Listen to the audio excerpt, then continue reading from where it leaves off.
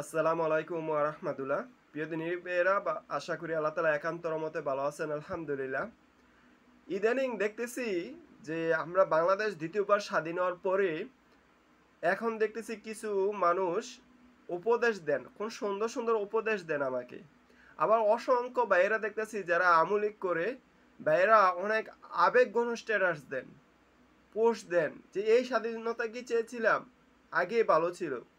আগে আপনি তো আগে ভালো থাকবেই, কারণ আপনারা যে আয়নাঘর তৈরি করছেন, মানুষকে কত নির্যাতন করছেন, 15টা বছর আপনাদের এই নৈতিকতা কোথায় ছিল?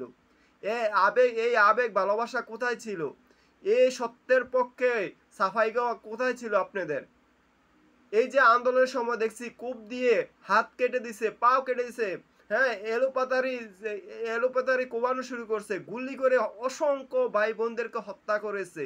কত ভাই এখনো হসপিটালে পড়ে আছে, কারো চক্ষু নাই, কারো পা নাই, হাত নাই, কত কষ্টে কাতরাচ্ছে, চিকিৎসা ব্যয়বহুল বহন করতে পারতেছে না। তখন আপনাদের আবেগময় পোস্ট কোথায় ছিল? কত হেফাজতের কত ভাইদেরকে হত্যা করেছে, মনে আছে আপনাদের? আমাদের বিডিআর ভাইদেরকে 18,000 বাইকে চাকরিচ্যুত করা হয়েছে, এবং কি সেনাবাহিনী, অসংখ্য সেনাবাহিনী ভাইদেরকে হত্যা করা হয়েছে।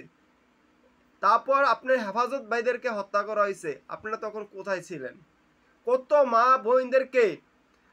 বোনদেরকে বিধবা করা হয়েছে, কত ভাই বোনদেরকে এই যে নির্যাতন করা হয়েছে, গুম করা হয়েছে, হত্যা করা হয়েছে। আপনাদের তখন আবেগময় স্ট্যাটাস কোথায় ছিল?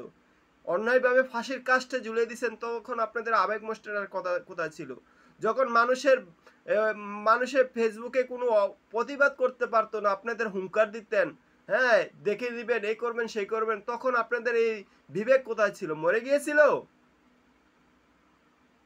গিয়েছিল। এখন উপদেশ দিতে আসছেন, আবেগ দেখাতে আসছেন, সত্যবাদী হতে আসছেন, আমাদেরকে পরামর্শ দিতে আসছেন নাকি না? হাজার হাজার ভাই বোনদেরকে হত্যা করেছেন, করেছেন, আয়নাগর। এই এই যে এক কষ্ট, মানুষের চোখ বেঁধে ফেলে রাখতো, এই 1.5 হাত একটা রোমের মেঝে ফেলে রাখতো, তখন আপনাদের আবেগময় কথা কোথায় ছিল? এখন আইছেন আবেগ দেখাইতে, নীতি শিখাতে আসছেন আমাদেরকে না? বন্ডামি করতে আসছেন আমাদের সাথে না? বন্ডামি দেখান। আমরা সত্যের পক্ষে সবসময় থাকবো। বেশি অতিরঞ্জিত বাড়াবাড়ি আমরা চাই না। যাদেরকে মোবাইল চেক করতেছে এটাও আমরা চাই না। ঠিক আছে? মানুষে যে অন্যায়ভাবে হত্যা করে ফেলতেছে এটাও আমরা চাই না। আমরা চাই যে যারা অন্যায় করেছে তাদেরকে আইনের আওতায় তুলে দেওয়া হোক, আইনের হাতে তুলে দেওয়া হোক। আমাদেরকে জ্ঞান দিতে আসছেন না, আমাদেরকে বুদ্ধি দিতে আসছেন না।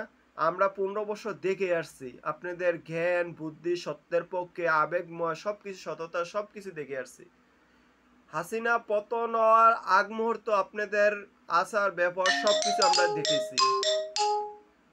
আমাদেরকে জ্ঞান দিতে আসছেন না। দেশটাকে ধ্বংস করে দিচ্ছেন, কোটি কোটি টাকা পাচার করে দিয়েছেন। তখন আপনাদের ছিল বিনা ভোটে সরকার, আমাদের ভোট থেকে আমাদেরকে হরণ করেছেন, আমাদেরকে মাঠে যেতে দিচ্ছেন না, আমাদের কোনো প্রার্থী দাঁড়াইতে পারে নাই, কোনো আলেমরা স্বাধীনভাবে কথা বলতে পারে নাই। আমাদেরকে এখন আসছেন শিক্ষা দিতে, আমাদেরকে আইসে চৌকে আঙ্গুল দিয়ে দেখাইতে না? আমরা দেখি, আমরা এই অন্যায়ের পক্ষে না। আমাদেরকে শিক্ষা দিতে হবে না, আমাদেরকে আদব কায়দা শিখাইতে আসবে না। আপনারা যে না রাতের ঘুম হারাম করে দেন ডিজে গান কইরা, হ্যাঁ, মানুষকে ইয়া কইরা যে জবরদস্তি করে মানুষের মুখ বন্ধ করে থাকেন, তখন আপনাদের এই নীতিবান ছিল না। আপনারা নীতি শিখাইতে আসছেন না আমাদেরকে।